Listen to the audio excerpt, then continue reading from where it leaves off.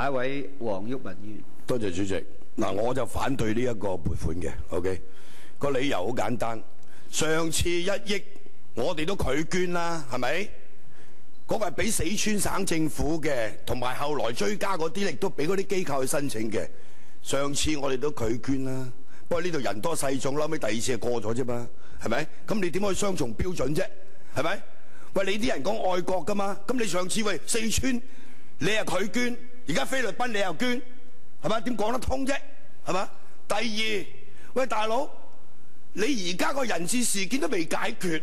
咁有啲人話：個政府問題，呢個人民嘅問題。喂，我唔係咁樣睇嘅。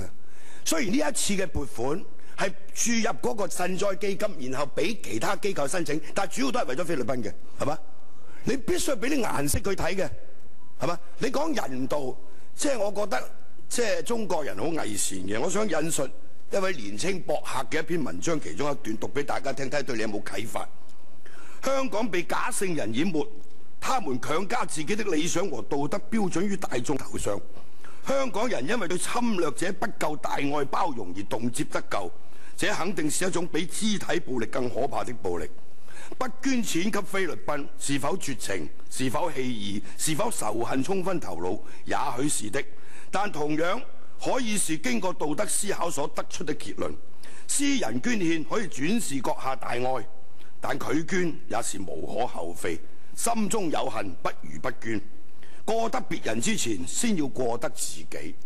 嗱，呢個係一位好年青嘅博客喺佢嗰個即係個所謂部落格嘅一篇文章，係嘛？而家喺個即係網上都喺度流傳緊嘅。呢位年青人嘅講法對大家有啲啟發嘅，唔好咁偽善啦。我係有個建議嘅，喂，香港10幾萬菲傭，為咗令到菲傭對香港人嗰種大愛，即係感受得到，同埋有利佢同僱主之間嘅關係。啲僱主應該帶頭俾錢啲菲傭，由啲菲傭自己寄翻去、匯翻去俾佢啲同胞。咁你就啲錢係用到節骨眼上，又顯示到香港人嗰啲大愛。做咩要攞4000萬出嚟咧？知唔知大陸幾多錢啊，蔡小姐？大陸今次對呢個菲律賓賑災俾幾多錢？你知唔知啊？知唔知啊？你答我啦，有冇數字啊？你而家係將個問題20萬美金，我哋而家講緊係俾500萬美金。中國大陸嘅 GDP 係世界排第2，做咩要咁豪啊，大佬？你話啊，我顯示人道行禮如儀，幾多錢先叫夠啊？4000萬。你話啊20萬美金少，500萬美金就 OK 啦咁。咁你即係話中華人民共和國唔夠人道，唔係計個數目㗎嘛？咁你既然要表示下你有人道嗰個胸懷，咁咪捐20皮咯，係咪先？好簡單啫嘛。喂，大佬，你舊數都未清，你菲律賓政府呢個總統對香港人，喂，上次即係喺菲律賓蒙賴咩態度？到而家今日為止係嘛？有啲人話你分開，冇得分開㗎啦，我就係嘛，冇得傾嘅。呢個係香港人俾人哋咁樣即係嚇，喂，你講啊，個個天下無敵係嘛？好關心呢個人質事件，要同佢討回公道。而家咪表示個態度俾佢睇咯，20皮 ，OK？ 好，你捐20皮，我係贊成㗎啦。你淨係係嘛？如果4000萬咧，就冇得傾。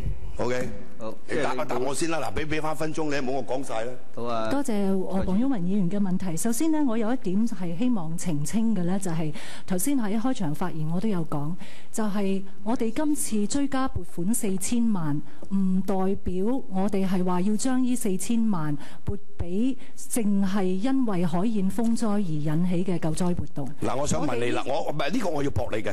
咁你話唔係代表4000萬俾晒佢，呢個係喺呢個基金度注資 ，OK？ 因為而家你計嗰條數唔夠用，咁啊同菲律賓風災有冇關係先？